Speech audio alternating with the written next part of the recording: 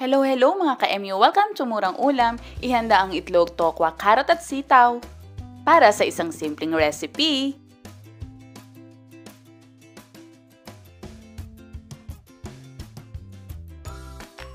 I-blanch ang sitaw na hiniwa ng maliliit.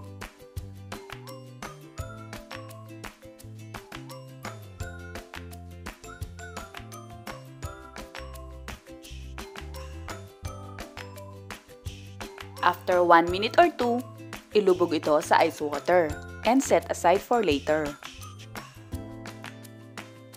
Ngayon, meron akong natira ditong isang pirasong fried chicken. Ang Pinoy nga naman talaga, no? Kung kailan nag-iisa na lang, nagkakahiyaan pa. Agree ba kayo dun, mga ka-MU? So, hihimayin lang natin to.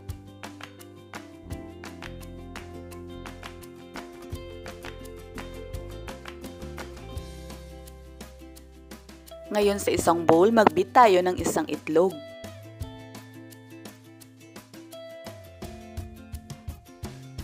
Maglagay ng 2 maliit na bloke ng tokwa o tofu. Durugin ito.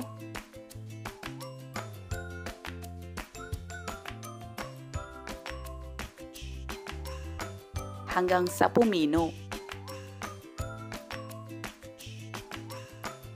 Next, ilagay na natin ang na-blanch nating sitaw, finely chopped na carrot,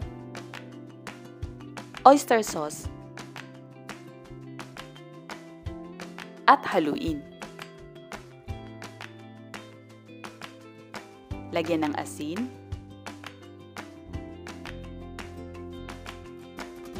paminta, at harina. Maaari din naman kayong magdagdag ng iba pa ninyong pampalasa na paborito ninyo tulad ng mga magic nyo dyan. Next, pahiran ng cooking oil ang ating pan.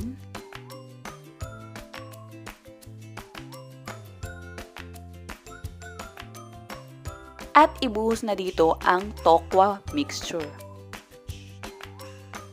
Gawin itong bilog.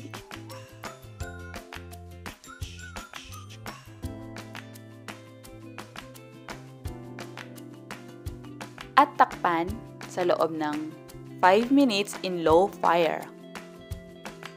At habang inaantay natin, magbibit pa tayo ng isa pang itlog.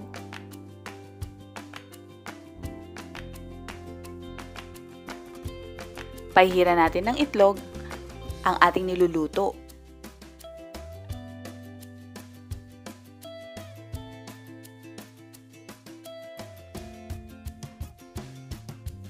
At ilagay sa ibabaw nito ang ating hinimay na fried chicken. Pwede naman kayong gumamit ng iba kung wala naman kayong fried chicken. Pwede ang hotdog, siomay, itlog, o kahit ano pang leftover na meron kayo dyan. Ibuhos muli ang natirang itlog.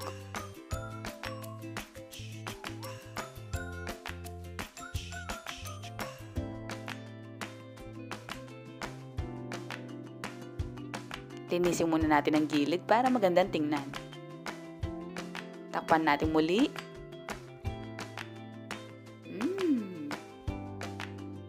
At syempre, ang mahiwagang pagbabaliktad. Baliktarin natin to at ibalik muli sa ating pan.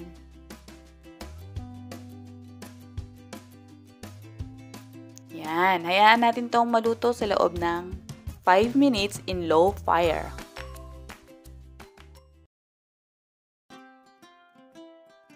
Narito na ang ating tofu pancake.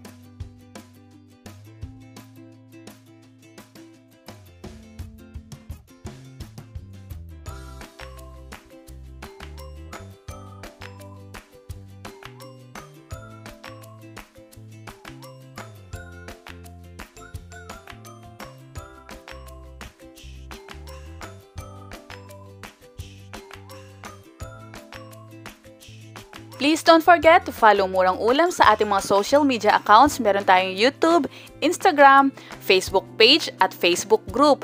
Join na kayo!